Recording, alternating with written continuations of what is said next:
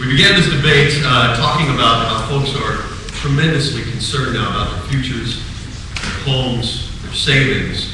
And with that in mind, I want to talk about jobs and how Minnesota has its highest unemployment rate now in 22 years at 6.2%. That is higher now than the national average. Minnesota is 49th out of 50 states in terms of income growth over the past year. Aside from energy jobs, gentlemen, what will you do in Washington to stimulate Minnesota's economy and bring in more jobs immediately? We'll start with Senator Cole. First, let me say, as you travel the state, this is not news for any of us. We always pride ourselves in Minnesota as being, so far above the average in this country, and yet we're seeing this state being a good state. It's a state, by the way, in which housing has been a big part of the economy.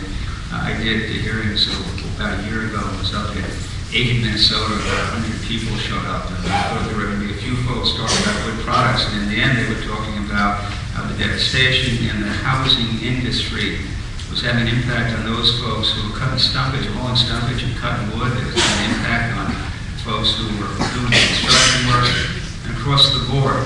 So clearly, we are being impacted by a big part of this is the housing piece. And let me say, I appreciate the blood for energy, but energy is a big part of this. Understand that.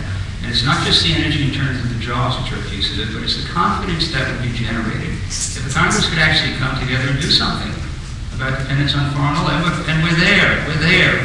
A group of us are working in a bipartisan manner to actually do that. But I think housing is the other piece. Is clearly the critical piece. We did a proposal just a couple months ago that kind of moved in that direction. But we've got to be much more aggressive in trying to find some stability in the housing area.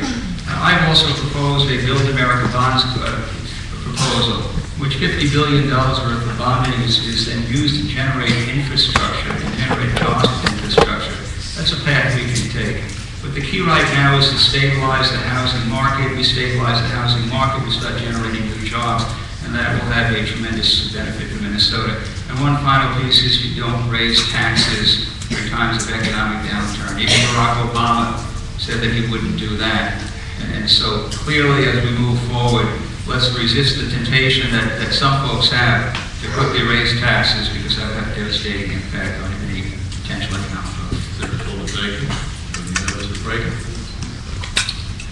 Well, why is this true?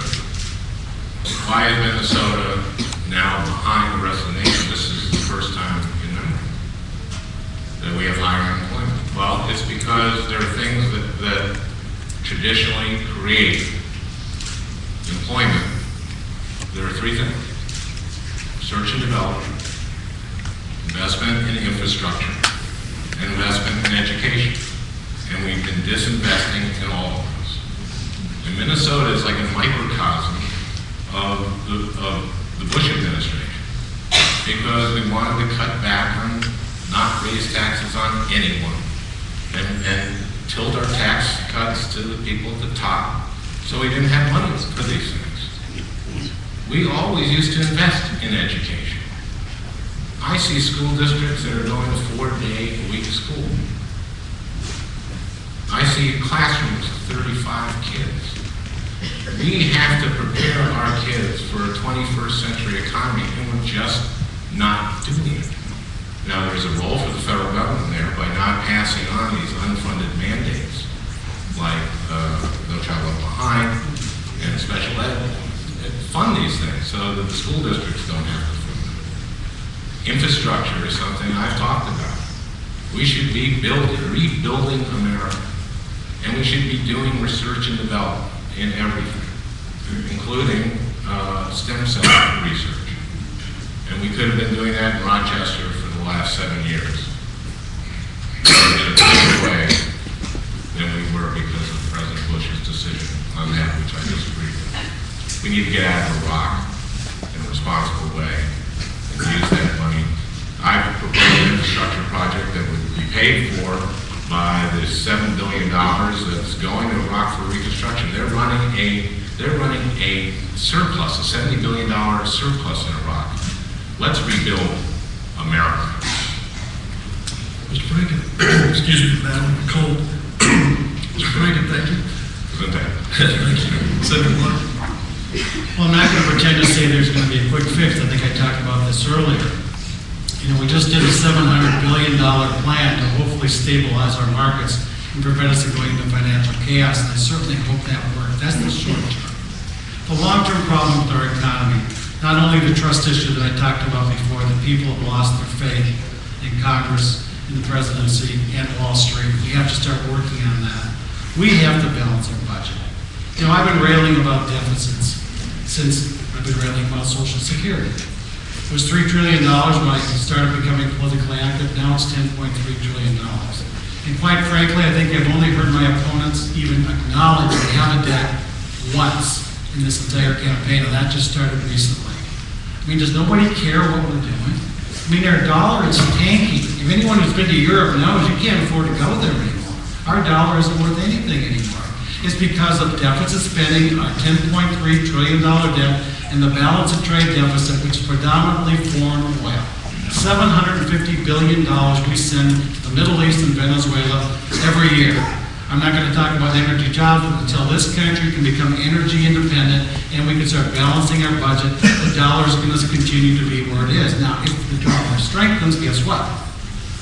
People have more money because oil doesn't cost as much, energy doesn't cost as much. We're seeing gas prices drop now. Our economy is consumer driven.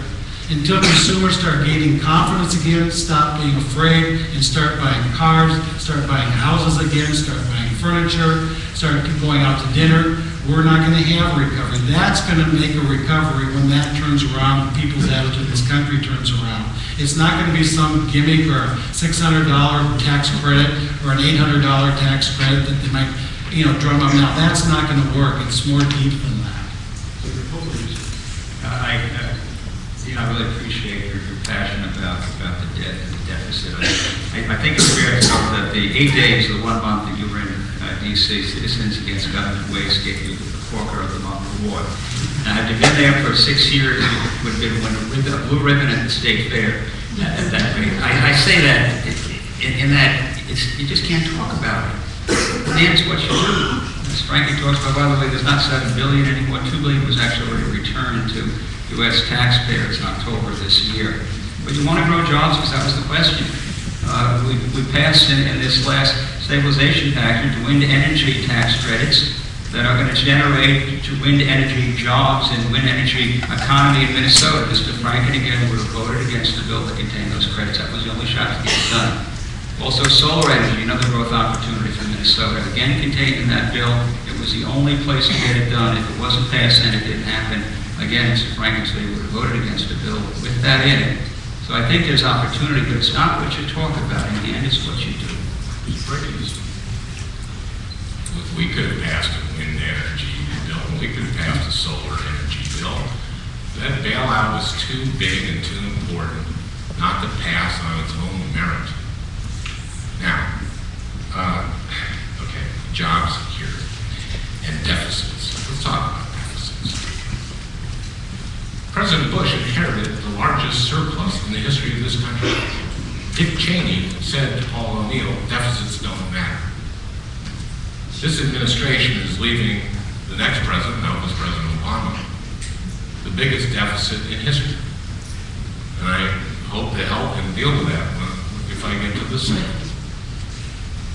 But this is because of irresponsible stewardship by this administration and cronyism and waste and tax cuts that were tilted to the rich. And I want to put money in the hands of the middle class, because the difference between me and Senator Coleman is I believe that the middle class is the engine of our economy, and he believes that it comes from the top and trickles down. Frank, thank you. My turn? Okay, I was deep in thought, sorry. I'm honored that I'm finally starting to get attacked. I was wondering what I was going to. The Citizens Against Government Waste gave me this prestigious award of Corker of the Month before I'd even landed in Washington, D.C. It was because I made a remark that I'd like to get a transportation project for the state, which at the time was the North Star Corridor, which I thought was a great thing to do. The transportation didn't even come up. What I did get done when I was there was I key player in the Homeland Security bill. I was a key player to get that passed. I saved Minnesota hundreds of millions of dollars by getting a TANF waiver. I didn't spend a nickel. And yes, I got the Wellstone Center authorized, but you got the money the next year. So where's the big spending there? I don't see where I spent anything when I was there. I saved the state money. So, frail away, but, let's get a little more serious than that.